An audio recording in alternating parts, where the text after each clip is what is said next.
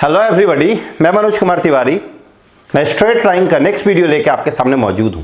मैं इस वीडियो में आप लोगों को बताऊंगा कि दो लाइन के बीच एंगल हम कैसे निकालते हैं। इसका थ्योरी हम डिस्कस कर चुके हैं। आज उससे रिलेटेड हम प्रॉब्लम को डिस्कस करेंगे कि एंगल से रिलेटेड प्रॉब्लम किस टाइप में पूछा जाता है। जैसे यहां पे मेरे पास दो लाइन दिया हुआ, एक लाइन है x+4 divide by 3 is equal to y-1 divide by 5 is equal to z+3 divide by 4। और दूसरा लाइन है मेरे पास x+1 divide by 1 y-4 by 1 और z-5 बाई 2। हमको यहां पे इन दोनों लाइन के बीच एंगल फाइंड करना है। इन दोनों लाइन के बीच क्या फाइंड करना है? एंगल। तो गौर करें, मेरे पास ये एक लाइन, यहां पे दूसरा लाइन। इस लाइन का डायरेक्शन रेशियो देखिए दिया हुआ। डायरेक्शन रेशियो क्या है? 3, 5 और 4। इस लाइन का डायरेक्शन रेशियो भी मालूम है, 1, 1 और 2। ये नीचे वाला आपका क्या होता है? Direction ratio. यहां पे देखिए 3, 5, 4 है तो 3, 5, 4। यहां पे 1, 1 है, 1, 1, 2 है तो 1, 1, 2। तो ये लाइन का डायरेक्शन रेशियो हो गया। आप लोगों को हम फॉर्मूला बता चुके हैं कि अगर दो लाइन का डायरेक्शन रेशियो पता है, आप लोग जाके देख सकते हैं वीडियो, उसमें हम डिस्कस किए हैं थ्योरी के वीडियो में, कि अगर दो लाइन का डायरेक्शन रेशियो पता है तो एंगल निकालने का फॉर्मूला होता है cos theta is equal to a1a2 plus b1b2 plus c1c2 divide by root under a1 square plus b1 square plus c1 square root under a2 square plus b2 square plus c2 square.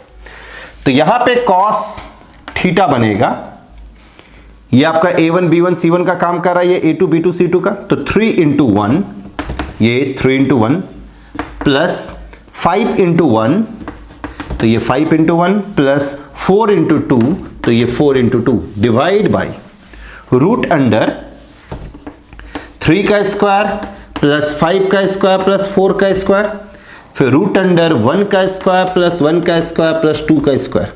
यहां पे आप देख सकते हैं ये 3 बना, 5 बना और ये 8 बन गया आपके पास। यहां पे देखिए 3 का स्क्वायर 9 आएगा, 4 का स्क्वायर 16, तो 9 प्लस 16 25 और प्लस 25, मतलब ये आपके पास क्या आ रहा है? 50 आ रहा है। और इधर आप देखिए ये 1 प्लस 1 प्लस 4, ये रूट अंडर 6 आया।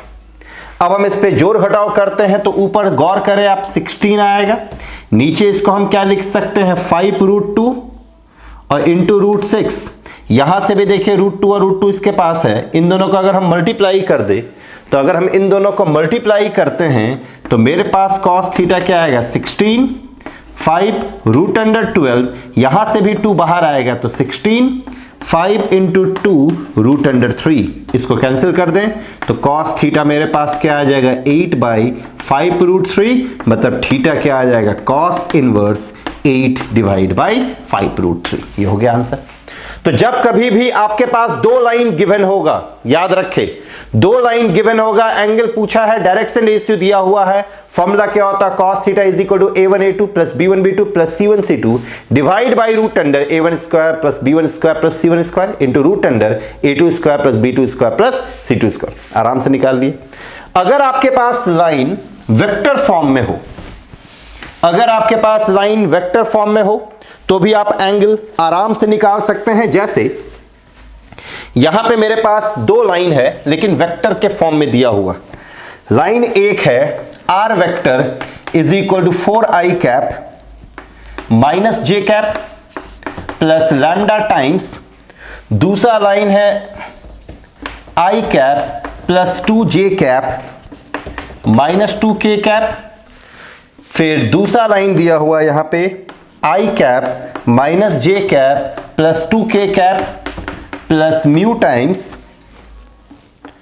2i cap plus 4j cap minus 4k cap. मेरे पास यहां पे दो लाइन दिया हुआ है, यहां पे मेरे पास क्या दिया हुआ? दो लाइन। अब यहां पे इन दोनों लाइन के बीच हमको क्या निकालना है? एंगल।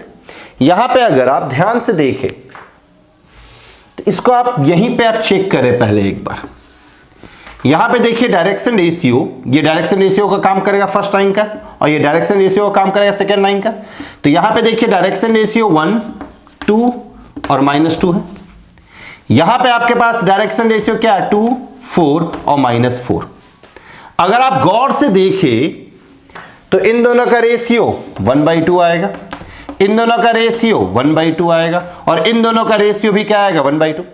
आप लोगों को हम बताए थे कि अगर दो लाइन है, दोनों के डायरेक्शन रेशियो का रेशियो अगर प्रोपोर्शनल है, दो लाइन है, दोनों के डायरेक्शन रेशियो का रेशियो अगर प्रोपोर्शनल है तो वो क्या होगा, पैरेलल। यहां पे आप देखिए इसका डायरेक्शन रेशियो 1, 2 और -2 है तो 1, 2, -2। इसका डायरेक्शन रेशियो 2, 4, -4 है तो 2, 4, -4। हम यहां पे रेशियो लिए तो ये 1/2 आया, ये भी 1/2 आया, ये भी 1/2 आया। तो यहां पे डायरेक्शन रेशियो का रेशियो क्या आ रहा है, प्रोपोर्शनल आ रहा है। तो डायरेक्शन रेशियो का रेशियो प्रोपोर्शनल आ रहा है, इसलिए यहां पे ये दोनों लाइन कैसा लाइन होगा, पैरेलल लाइन है। तो यहां पे ये दोनों लाइन पैरेलल लाइन है। तो जब पैरेलल लाइन है तो आपको निकालने की जरूरत नहीं है, डायरेक्ट आप देख के बता सकते हैं। अगर हम एक दूसरा प्रॉब्लम ले वेक्टर फॉर्म में ही, कि मेरे पास एक लाइन ऐसा है, r vector is equal to 3i cap plus 2j cap minus 4k cap plus lambda times i cap plus 2j cap plus 2k cap. फिर दूसरा लाइन है r vector is equal to 5j cap minus 2k cap, फिर plus mu times 3i cap plus 2j cap plus 6k cap. मेरे पास ये दो line, हमको यहां पे इन दोनों लाइन के बीच एंगल फाइंड करना है। तो गौर करें, लैम्डा के साथ जो है वो डायरेक्शन रेशियो, म्यू के साथ जो है वो डायरेक्शन रेशियो। तो यहां पे पहला लाइन का डायरेक्शन रेशियो 1, 2 और 2 आया, दूसरे लाइन का डायरेक्शन रेशियो क्या आएगा, 3, 2 और 6। ये देखिए, ये आपके पास एक लाइन, इसका डायरेक्शन रेशियो 1, 2, 2, इसका डायरेक्शन रेशियो 3, 2, 6। अब ये दोनों के बीच का एंगल थीटा। अब हम सीधा फॉर्मूला लगाते हैं, cos theta is equal to क्या आएगा, 1 × 3, 3, फिर प्लस 2 × 2, 4, फिर plus 2 × 6, 12 whole divide by root under इन तीनों का स्क्वायर, 1 का स्क्वायर प्लस 2 का स्क्वायर प्लस 2 का स्क्वायर, यहां पे इन तीनों का स्क्वायर, 3 का स्क्वायर प्लस 2 स्क्वायर प्लस 6 का स्क्वायर। अब आप गौर करें, 3 + 4 7, 7 + 12 क्या आ गया, 19 आया। यहां पे आपके पास क्या बनेगा, 4 + 4 8, 8 + 1 9, 9 का रूट 3 आया। यहां पे आप देखिए 6 का स्क्वायर है 36, 36 + 4 40, 40 + 9 49, तो 49 का स्क्वायर रूट क्या आएगा, 7। तो मेरे पास cos थीटा आ गया 19/21। तो cos थीटा आया 19/21, तो आप खुद देखिए थीटा आपके पास क्या आ जाएगा, cos इनवर्स 19/21 आया। तो ये आपका फॉर्मूला हो गया, theta is equal to cos inverse, मतलब एंगल हो गया theta is equal to cos inverse 19/21। तो हम आराम से, अगर कार्टेशियन फॉर्म में भी दिया हुआ है तो हम एंगल निकाल सकते हैं, वेक्टर फॉर्म में भी दिया हुआ है तो भी हम एंगल निकाल सकते हैं। अब अगर हम इसमें दूसरा टाइप का प्रॉब्लम देखें, आपको हम बता चुके हैं कि अगर दो लाइन परपेंडिकुलर होता है तो a1a2 + b1b2 + c1c2 क्या होगा, 0। a1a2 + b1b2 + c1c2 आपका क्या बन जाएगा, 0।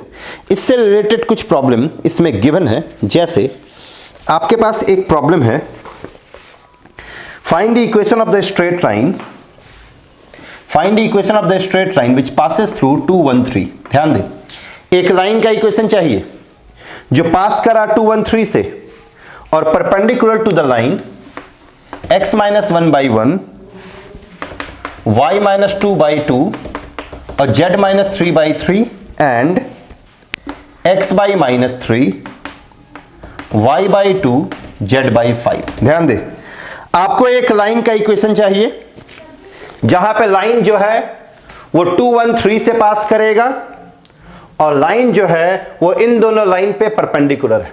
आप सोचे जरा, पॉइंट तो मालूम है, जो लाइन का इक्वेशन चाहिए उस लाइन का क्या मिसिंग है, डायरेक्शन रेशियो। तो हम लाइन का इक्वेशन लिख देते हैं x - 2/a, y - 1/b और z - 3/c। यहां पे a b c मिसिंग है।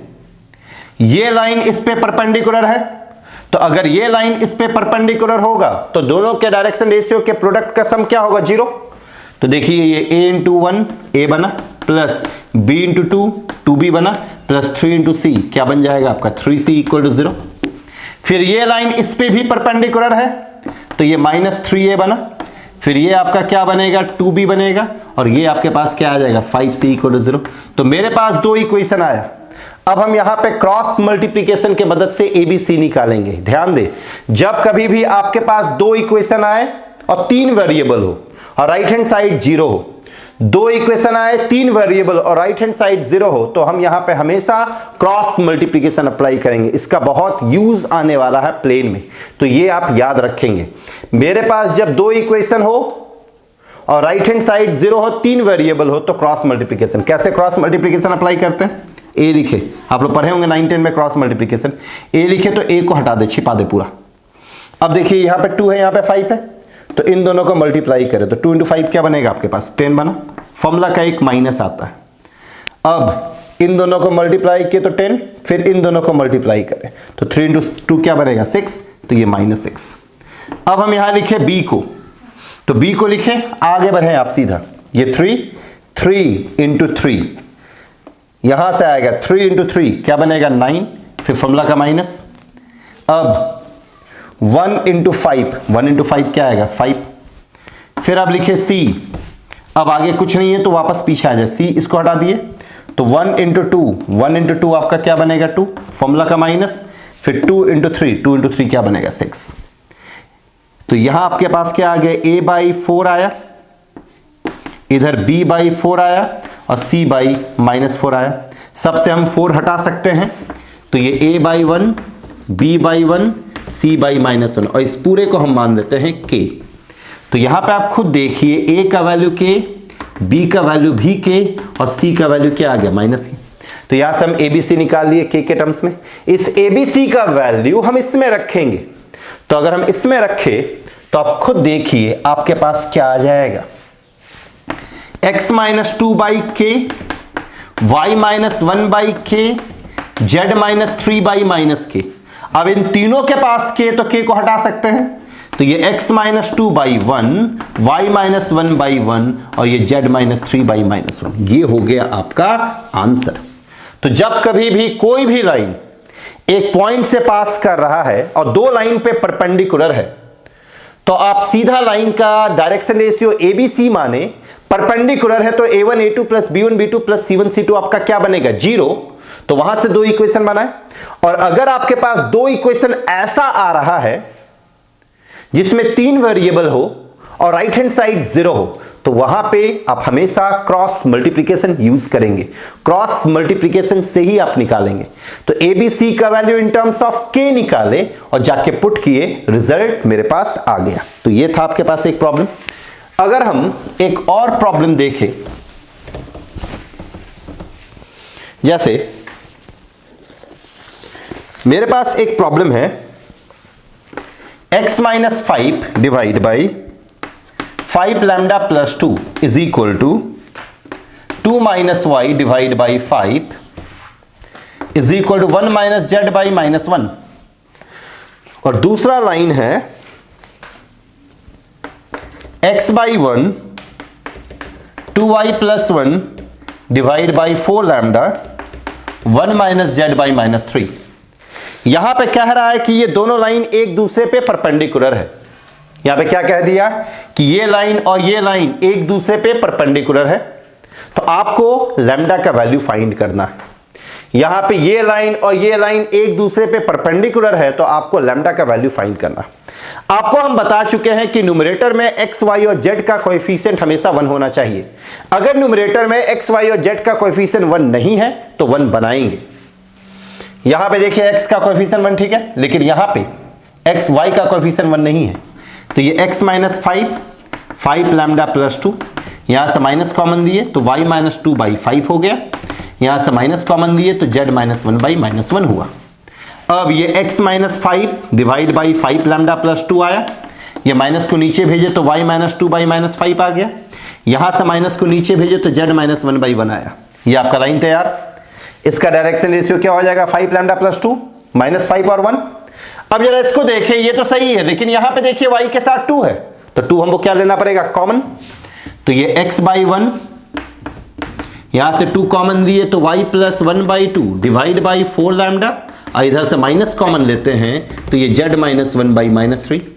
तो मेरे पास x/1 आया, ये y प्लस 1/2 और इसको कैंसिल किए तो 2 लैम्डा आ गया, और ये z माइनस 1/3 आया।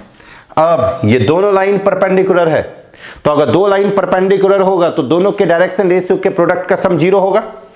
तो 5 लैम्डा प्लस 2 इंटू 1, तो ये 5 लैम्डा प्लस 2 इंटू 1 किए, फिर प्लस -5 इंटू 2 लैम्डा, तो -5 इंटू 2 लैम्डा कर दिए, फिर 1 इंटू 3, तो ये 1 इंटू 3 इक्वल टू 0 किए। यहां पे आप देखिए आपके पास 5 लैम्डा प्लस 2 आया, यहां पे -10 लैम्डा आया, प्लस 3 इक्वल टू 0। तो यहां पे 5 लैम्डा -10 लैम्डा है, तो 5 लैम्डा -10 लैम्डा आपका किसके बराबर बनेगा? -5 लैम्डा के बराबर। यहां पे देखिए +2, यहां पे +3 है, तो यहां पे +2 + 3 क्या बनेगा? 5 इक्वल टू 0। तो लैम्डा का वैल्यू आपके पास क्या आ गया? 1। तो लैम्डा का वैल्यू क्या आ गया? 1। यहां पे क्वेश्चन में यही था कि अगर ये दो लाइन एक दूसरे पे परपेंडिकुलर है, अगर दो लाइन एक दूसरे पे परपेंडिकुलर है तो आपको लैम्डा का वैल्यू चाहिए था। तो हम सबसे पहले क्या बताए थे आपको कि x, y और z का जो कोएफिशिएंट होना चाहिए, न्यूमरेटर कोएफिशिएंट, वो हमेशा 1 होना चाहिए। तो हम पहले 1 बनाए, 1 बनाने के बाद दो लाइन अगर परपेंडिकुलर है तो दोनों के डायरेक्शन रेशियो के प्रोडक्ट का सम हम 0 किए, सिंप्लीफाई किए, लैम्डा का वैल्यू आ गया। तो इतना ही वैरायटी है इस एक्सरसाइज में। इसको अगर आप अच्छे से समझ चुके हैं तो आपको प्रॉब्लम बनाने में दिक्कत नहीं होगा। पैरेलल अगर है तो a1/a2 is equal to b1/b2 is equal to c1/c2 होता है। अगर आपके पास वेक्टर इक्वेशन दिया हुआ है तो कुछ नहीं करना है, आपको पहले कार्टेशियन इक्वेशन में चले जाएं आप आराम से। कार्टेशियन इक्वेशन में जाने के बाद ये प्रोसेस आपको पता है, प्रोसेस लगा दें।